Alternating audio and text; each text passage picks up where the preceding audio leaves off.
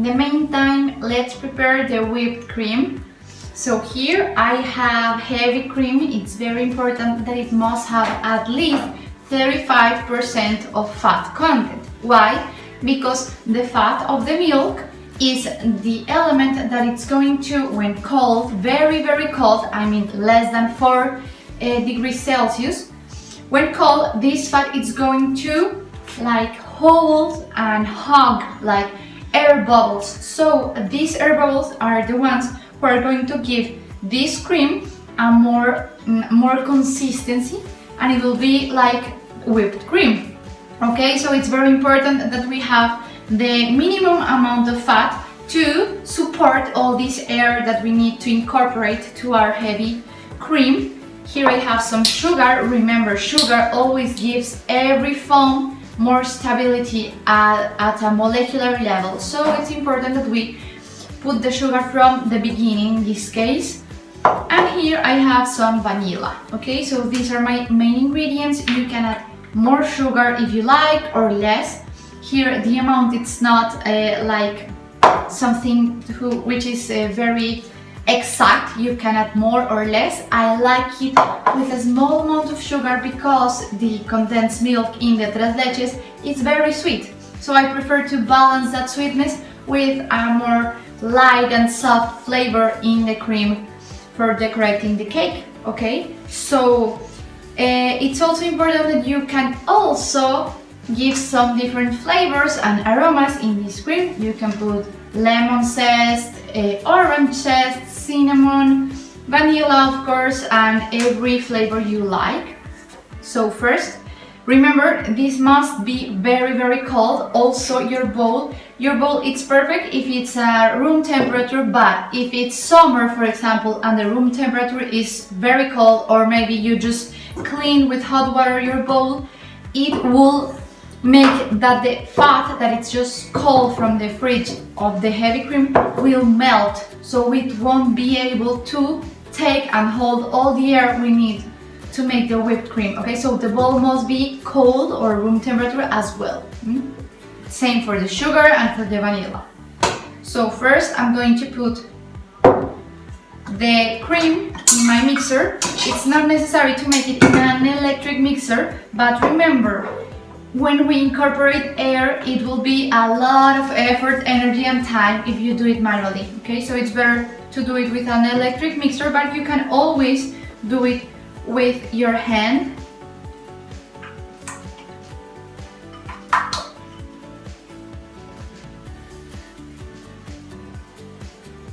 Okay. Sugar.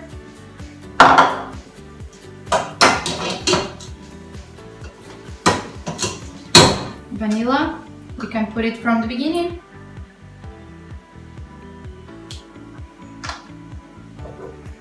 And now, as always, medium-high speed. Why? Because if we go to the high speed from the beginning, the bubbles of air that we are going to create will be in different sizes. So if we go high, we are going to create small bubbles and big bubbles, medium bubbles, all the sizes possible, and this will create little stability in our foam.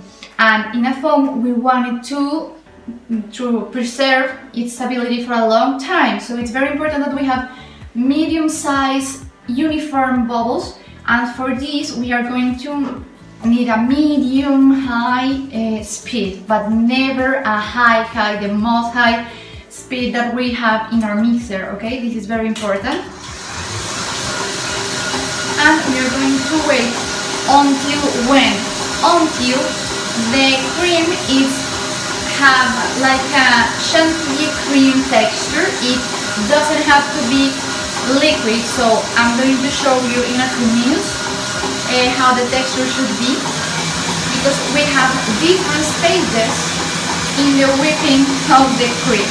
Okay, the first stage is half whipped, and it's perfect, for example, for a mousse or a dessert, which is going to be inside in a pot or something, and you're going to eat with a spoon. It doesn't need stability and doesn't need to be firm because it has the container that holds it together. So you don't need a lot of stability and a lot of thickness of the cream. That is the half point, and you will recognize it because when you take the cream with the spatula, it will fall very slowly, very smoothly, but it will fall, okay? This, which is this moment, you will see that it's heavier than before. Before it was completely liquid, no? Now it's heavier. This stage of whipping, it's perfect for a mousse, as I told you before. This is the half whipping stage of the cream. It just was like less than a minute, I think, or a minute or two maximum. Obviously it changes with the amount of cream you will have. Now let's continue, and I will show you the next stage. It's 3/4 of whipping, and this stage is perfect for a mousse, for example, a mousse that will be in a cake, okay? So in a cake we don't have these edges or a container that holds together and gives stability to the cream. You need more stability and you need more stick cream, because the mousse needs to stay like that on its own, okay? So these 3/4 of whipping cream would be like this, okay? The cream falls in chunks, okay? Like big chunks. It's not very thick because it falls, okay? It won't stay a lot of time there, you can see. It falls in chunks, so that is perfect for mousses that needs more stability and thickness, for example, a cake mousse. And now the next stage will be chantilly, which is the perfect stage for decorating a cake, because the cake will be in a top of a table or exposed for the people for a long time, so you need very thick cream, and it's important that you mix it a lot, but you have to be very careful, because when you overmix your cream, it could happen something that is the liquid part of the cream. Remember that the cream has 35% of fat content, okay? The other part is protein, sugar, different natural elements of the milk, but mostly water, okay? So if you overmix, I'm going to stop this because I don't want to stop paying attention, because it's important. If you overmix this, the fat part, the fat content of the cream and the liquid content of the cream will separate, so you will obtain big like balls of butter, which is the fat content of the cream, and you will have buttermilk in the other side, which is the liquid part of the cream or the milk. So if this happens, you will not be able to use this cream again as cream, because you will have butter and buttermilk. You can use that butter, of course, as butter in your kitchen, in pastries, in everything you want, and the buttermilk in different recipes, but you won't be able to use it again as heavy cream. So when it arrives to a stage where it's very, very thick, it doesn't fall from your materials, it's not like liquid, it's perfect. Just stop there, I'm going to show it in a minute. But if you see that it's thick and you continue, this problem will happen, okay? So I'm going to show you how this cream must be.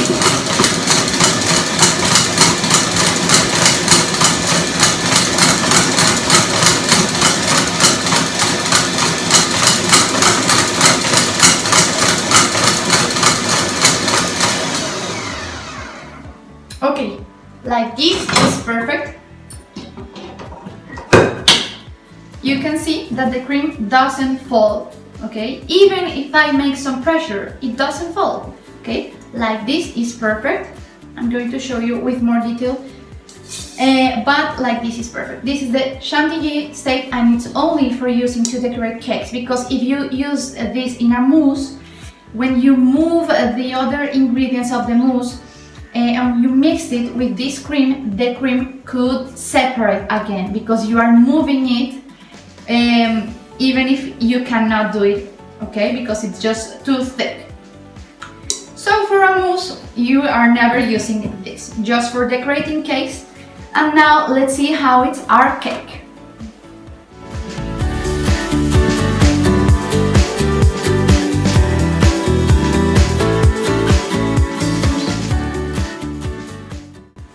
Okay, now that my cake is ready, it must be very moist, very firm. We are going to, with another plate, we are going to open this plastic wrap. If you don't have a mold that allows you to open the sides like mine, you can put this plate here, turn your other plate, the plate that you have here in the base, so the cake will turn over and you can take the plastic wrap from the top of the cake. But as my mold allows me to take all the sides, all the edges, without moving the cake, I'm going to do that. Okay. I'm going to turn my cake from here, okay?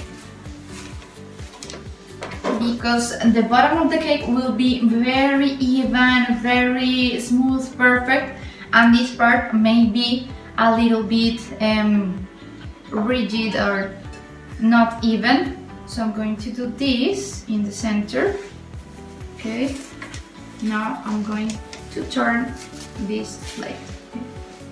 Okay, like that. This is just for the plate to doesn't move from this element that I have. I love this tool.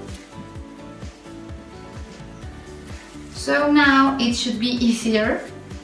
Should be. Okay. Okay, this is a really great result. As you see, the cake is very firm. You just saw how much liquid it absorbed. It was a lot of liquid. I just reserved like a few spoons to just decorate the plate when I serve this cake in every portion. But it should be moist. The moisture should feel in all of the bottom of the cake. If it doesn't feel moist, like in the center for example, you can with a knife or with a stick make some holes and put a little bit of liquid and chill it again in the fridge for at least 1 hour or a half hour. But in this case it's perfect. I can feel the moisture all around. Okay, perfect. So now I'm going to decorate my cake with this cream. Okay, as always, from the top.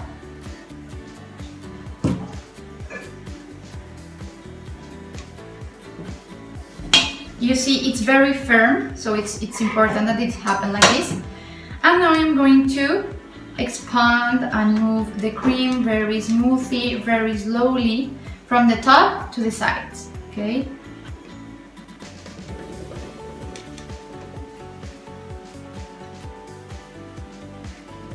And just like that, I'm going to use the part of the cream that's going outside of the top. I'm going to use it like this in the sides, okay?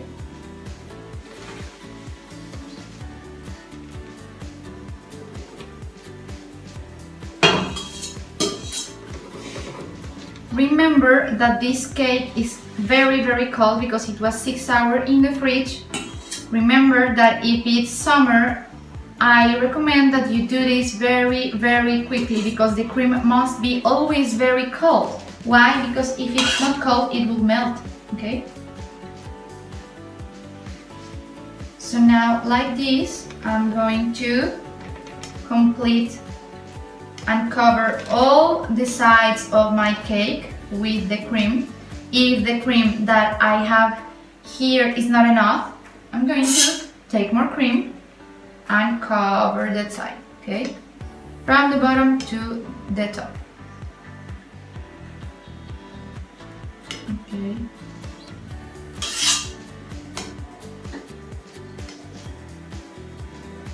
just like this.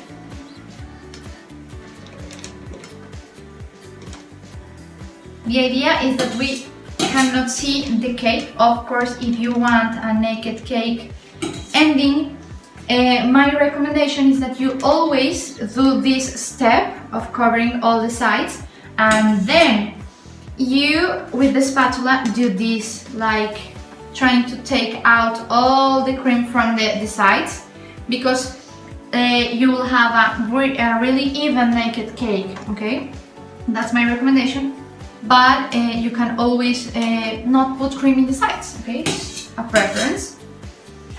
So I'm going to cover this part that I just used to show you the naked cake style. Okay, and now I'm going to use my spatula to make every side more perfect, more even, more vertical.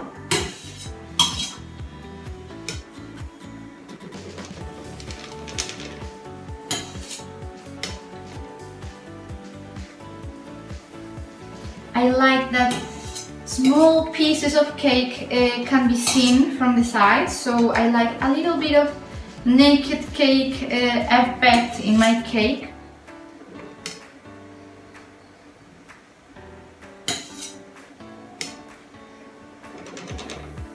Okay, now you can see the sides to me are great. I like that I can see a little bit of the cake.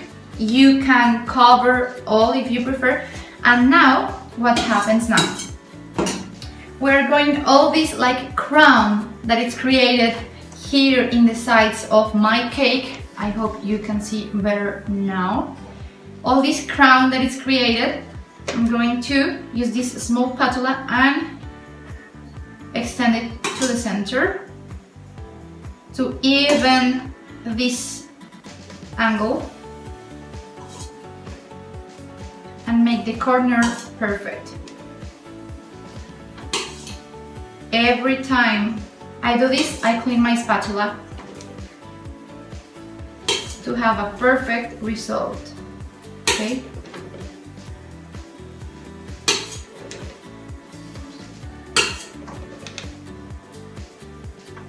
Okay, so now I can just even the top of the cake and decorate it as I prefer. So I'm going to decorate it with a piping tip, like a star, to make some roses or to make some different forms, and that's it. You can always choose fresh fruits, strawberries, berries in general to decorate this cake, or just cinnamon, okay? That's another method, and that's it. This is our Tres Leches cake. I hope you enjoy this. It's a very traditional recipe from my country and all Latin America, and I hope you like it.